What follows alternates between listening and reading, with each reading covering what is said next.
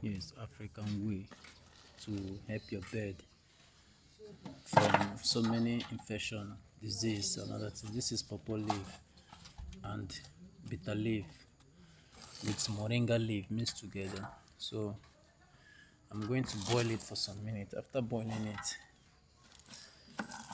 then I'll give it to the bird.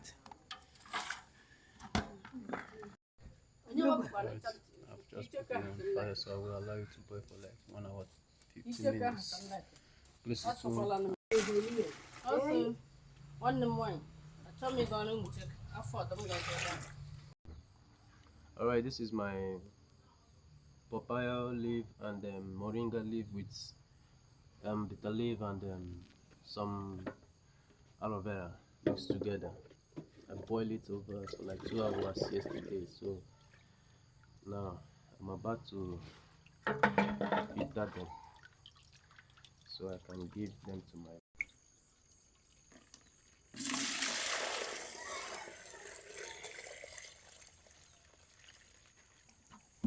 Okay. Ready to give. Okay.